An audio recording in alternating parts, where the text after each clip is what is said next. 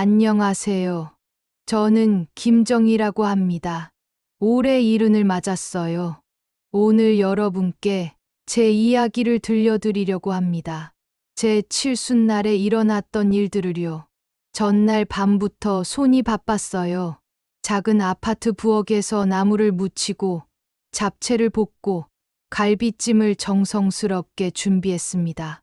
손주가 좋아하는 음식들이었어요. 음식 냄새가 집 안가득 퍼지니까 가슴 한켠이 따뜻해지더라고요. 얼마 만에 느껴보는 설렘일까. 혼자 사는 집은 늘 조용했어요. 남편을 잃은 뒤로 더 그랬죠. 아이들을 키우고 손주를 돌보고 제사 그릇을 닦으며 살아온 세월. 그 긴 시간 동안 늘 제 마음 한켠에는 외로움이 자리하고 있었습니다. 하지만 그날은 달랐어요. 칠순잔치. 아들 준호가 전화로 그랬어요. 엄마, 수진이 친정 부모님도 오신대요. 다 같이 모여서 엄마 생신 축하해 드릴게요. 그 말 한마디에 저는 유치원 사진 속 손주를 바라보며 조용히 웃었어요. 오늘만큼은 내가 주인공이구나. 나를 위한 날이구나.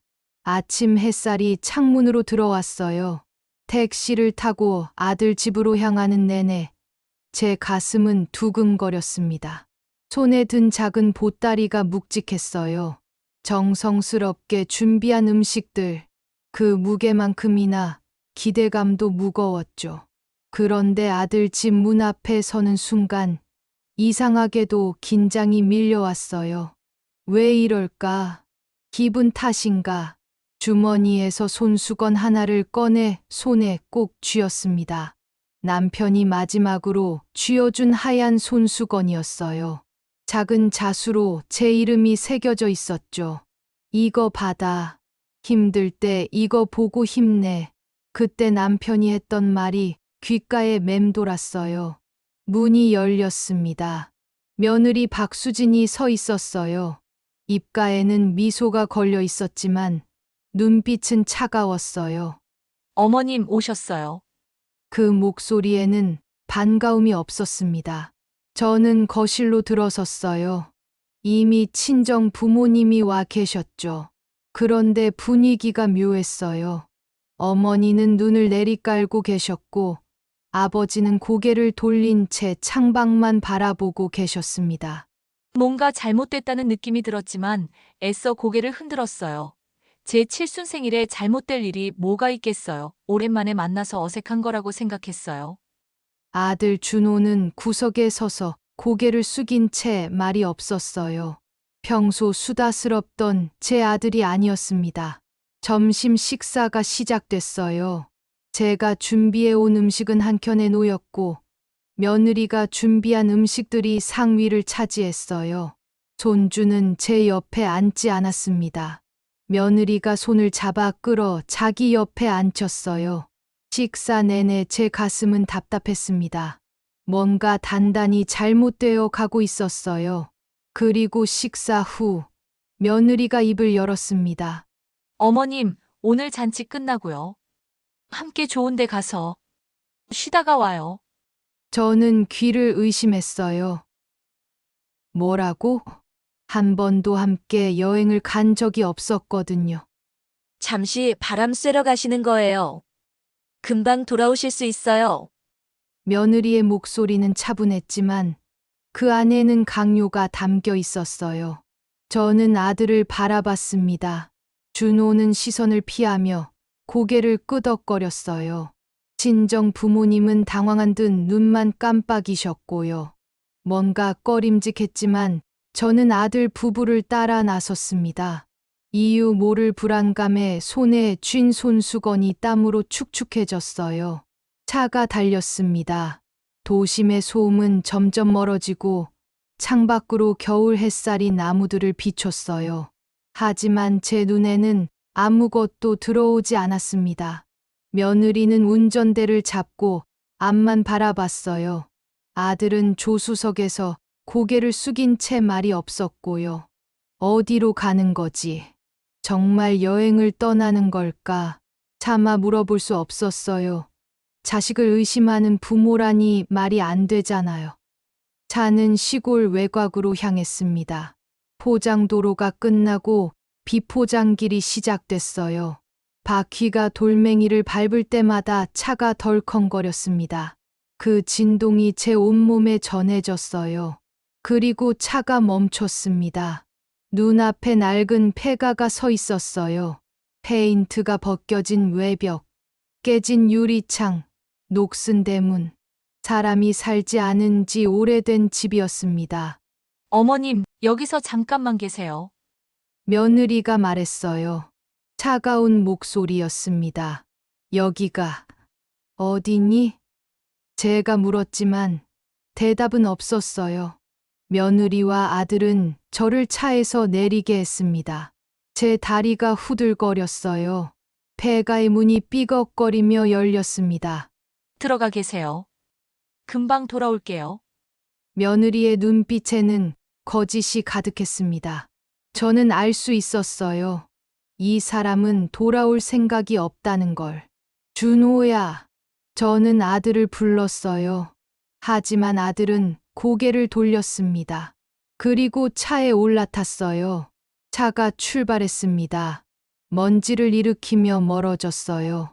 저는 그 자리에 서서 차가 완전히 사라질 때까지 바라봤습니다. 그리고 혼자가 됐어요. 폐가 안으로 들어갔습니다. 바람이 문틈으로 스며들어 왔어요. 차가웠습니다. 앉을 자리도 없었어요. 먼지가 쌓인 바닥, 거미줄이 쳐진 천장, 깨진 유리 조각들. 저는 벽에 기대 주저앉았습니다. 왜 이러는 거지? 뭐가 문제였을까? 눈물이 났어요. 참으려고 했지만 참을 수가 없었습니다. 칠순날, 제 생일날, 가족들이 절 버렸어요. 이 낡은 폐가에 손수건을 꺼내 눈물을 닦았어요. 남편의 손수건. 이제 이 세상에 제 편은 이 손수건뿐인 것 같았습니다. 한참을 울고 나니까 조금 정신이 들었어요. 이대로 있을 순 없어. 뭔가 해야 해. 저는 주머니를 뒤졌습니다. 그리고 갈색 봉투를 찾았어요. 20년 전 남편이 남긴 서류들이 들어있는 봉투였습니다. 토지 서류, 저축 증서, 손끝으로 서류를 만지니까 눈시울이 뜨거워졌어요. 여보, 당신이 남겨준 게 아직 있었네요. 혼잣말처럼 중얼거렸습니다. 하지만 현실은 여전히 제게 불리했어요. 저는 이 폐가에 갇혀 있었고 도움을 줄 사람도 없었습니다. 어떻게 해야 할지 몰랐어요. 차마 제 손으로 제 아들을 경찰에 신고할 수는 없었어요. 그때 문득 옆집 김미숙 씨가 떠올랐어요. 그분 아들이 컴퓨터를 잘 다뤘거든요. 저는 전화기를 꺼냈습니다. 손이 떨렸지만 번호를 눌렀어요. 여보세요. 미숙 씨예요? 저 정희예요. 목소리가 떨렸지만 제 상황을 설명했어요. 미숙 씨는 놀라며 바로 아들을 보내주겠다고 했습니다. 1시간쯤 지났을까요? 미숙 씨 아들 정욱이가 노트북을 들고 왔어요. 할머니, 서류 보여주세요. 젊은 정욱이는 능숙하게 화면을 조작했어요. 등기부등본을 확인했습니다. 할머니, 아직 소유자가 김정희로 되어 있어요. 다행이에요. 그 말을 듣는 순간 제 가슴에서 안도의 한숨이 터져 나왔습니다. 정말요? 네, 확실해요. 이 토지도, 이 저축도 모두 할머니 명의예요. 저는 그제야 조금 숨을 쉴 수 있었어요. 아직 내 것이 남아있구나. 폐가의 차가운 바람 속에서 저는 작은 희망을 발견했습니다. 절망 속에서도 제가 스스로 해결할 수 있는 단서를 찾은 거예요. 하지만 현실은 여전히 쉽지 않았습니다. 가족은 절 속였고 며느리와 아들은 언제 다시 나타날지 몰랐어요. 그때 저는 결심했습니다. 이제부터는 나를 위해 움직일 거야. 아무도 내 선택을 방해할 수 없어. 손수건을 다시 주머니에 넣으며 저는 마음을 다잡았어요. 남편이 제게 남긴 건 재산만이 아니었습니다. 힘들 때 버틸 수 있는 용기도 함께 남겨줬던 거예요. 그날 밤, 저는 미숙 씨 아들의 도움으로 폐가를 빠져나왔어요. 그리고 제 아파트로 돌아왔습니다. 다음 날 아침, 전화벨이 울렸어요. 며느리 박수진이었습니다. 어머님, 어제는 죄송했어요. 갑자기 급한 일이 있어서요. 목소리는 부드러웠지만 저는 알 수 있었어요. 거짓말이라는 걸. 무슨 일인데 그랬니? 어머님, 그건 그렇고요. 혹시 아산 토지 말이에요. 역시 나였어요. 며느리의 관심은 오직 하나뿐이었습니다. 돈. 그 토지요. 이제 쓸모도 없잖아요. 우리한테 명예 넘기시면 안 될까요? 제가 잘 관리해 드릴게요. 제 손이 떨렸어요. 분노 때문이었습니다. 며느리는 계속 말했어요. 그리고 강북 아파트도요. 어머님 혼자 사시기엔 너무 크잖아요. 우리가 관리해 드리는 게 나을 것 같은데. 관리? 그게 아니었어요. 빼앗으려는 거였습니다. 그리고 저축 통장도 좀 맡겨주세요.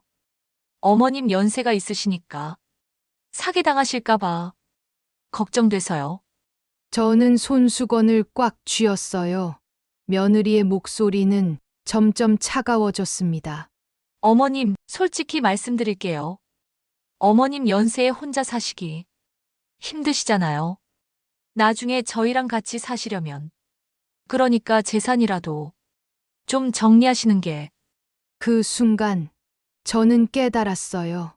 이 사람은 처음부터 계획한 거였어요.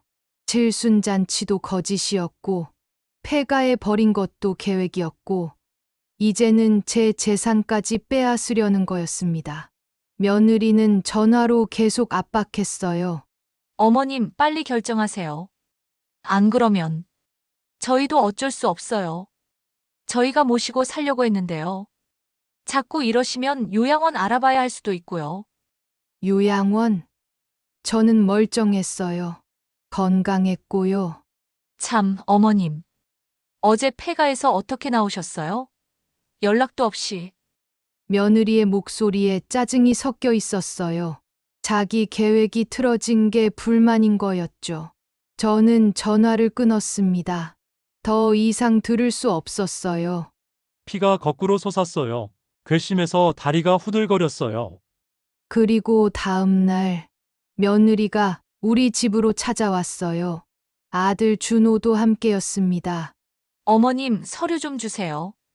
도장도요. 며느리는 대놓고 요구했어요. 부드러운 가면은 이미 벗어던진 상태였습니다. 날 버린 너희들한테는 한 푼도 줄 수 없어. 제가 처음으로 거절했어요. 며느리의 얼굴이 굳어졌습니다. 어머님, 지금 뭐 하시는 거예요? 우리가 어머님 모시고 살 생각으로 이러는 건데. 거짓말이었어요. 모두 거짓말.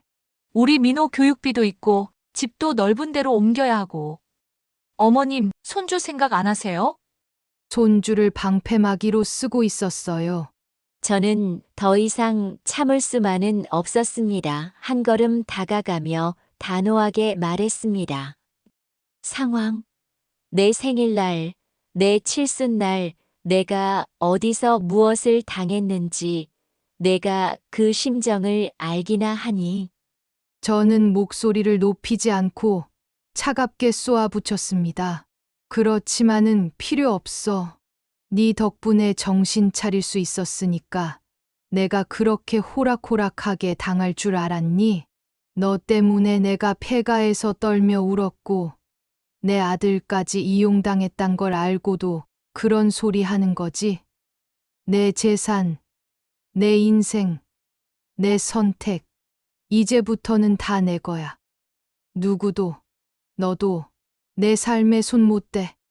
며느리가 움찔하며 말을 하려는 순간 제가 막았어요. 앞으로 2번 다시 내 집에 발들이지 마. 내 앞에서 나를 속이려 하지 마. 오늘 이후로 너희는 내 가족도, 내 재산도, 내 삶도 건드릴 수 없어. 저는 문을 열었습니다. 경찰한테 신고하기 전에 당장 나가거라. 며느리의 눈빛이 차갑게 변했어요. 이제 진짜 본색이 드러났습니다. 후회하실 거예요, 어머님. 정말 후회하실 거예요. 위협이었어요. 하지만 저는 흔들리지 않았습니다. 며느리와 아들이 나간 뒤 저는 문을 잠갔어요. 그리고 손수건을 꺼내 쥐었습니다. 여보, 내가 잘하고 있는 거 맞죠? 당신도 이렇게 했을 거죠? 다음 날부터 저는 움직이기 시작했어요. 미숙 씨 아들 정욱이가 도와줬습니다. 재산 관리 전문가를 소개해줬어요. 부동산 중개인도요. 처음에는 모든 게 낯설었어요. 전문 용어도 어려웠고 절차도 복잡했습니다. 하지만 포기하지 않았어요. 재산 관리 전문가 김 선생님이 친절하게 설명해 줬습니다. 정희 씨, 아산 토지는 현재 땅 옆으로 도로가 생겨서 평당 500만 원 정도예요. 전체로 계산하면 20억 정도 되겠네요. 20억. 손수건을 잡고 있는 손이 떨렸어요. 상상도 못한 금액이었거든요. 강북 아파트는 시세가 7억 5천 정도고요. 저축까지 합치면 총 28억 정도 되시겠어요. 제가 가진 게 그렇게 많은 줄 몰랐어요. 남편이 평생 모아둔 거였습니다. 저는 노트에 우선순위를 적었어요. 토지 매각, 아파트 매각, 생활비 확보, 남은 재산 계획. 하나하나 차근차근 정리했습니다. 며칠 후 계약이 시작됐어요. 토지 매각 계약서에 도장을 찍을 때 손이 떨렸습니다. 하지만 후회는 없었어요. 이제 내 선택이야. 내가 결정하는 거야. 아파트도 매각 절차를 밟았어요. 부동산 중개인이 좋은 가격의 계약자를 찾아줬습니다. 그 과정에서 저는 점점 달라지고 있었어요. 처음에는 주눅 들어 있었지만 이제는 제 목소리를 낼 수 있었습니다. 제 의견을 말할 수 있었고 제 선택을 할 수 있었어요. 계약서를 검토하다가 이상한 부분을 발견했을 때 저는 당당하게 물었습니다. 여기 이 조항은 무슨 뜻이에요? 제가 이해하기 어렵네요. 전문가는 친절하게 설명해줬고 저는 납득이 될 때까지 질문했어요. 내가 변하고 있어. 나 자신을 찾아가고 있어. 그리고 저는 새로운 삶을 상상하기 시작했습니다. 아들 부부 모르게 남양주의 작은 아파트로 이사를 계획했어요. 봉사활동도 하고 싶었어요. 혼자 사는 어르신들을 도와드리고 싶었습니다. 제가 겪었던 외로움을 다른 분들은 겪지 않았으면 좋겠다는 생각이 들었어요. 밤에 침대에 누워 조용히 눈을 감으면 미래가 보였어요. 이제 조금씩 내 삶이 보이기 시작하네. 아무도 내 길을 막을 수 없어. 창밖으로 부드러운 바람이 들어왔습니다.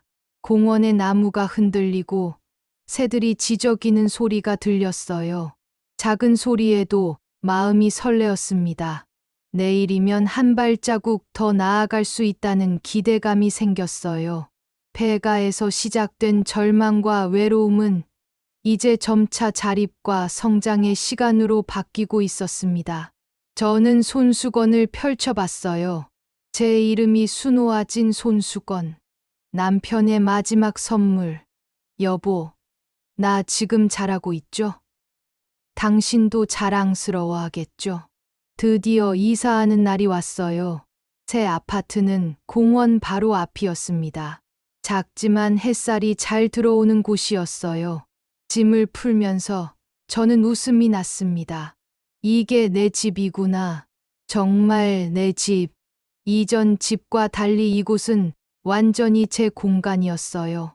아무도 간섭하지 않고 아무도 빼앗을 수 없는 곳.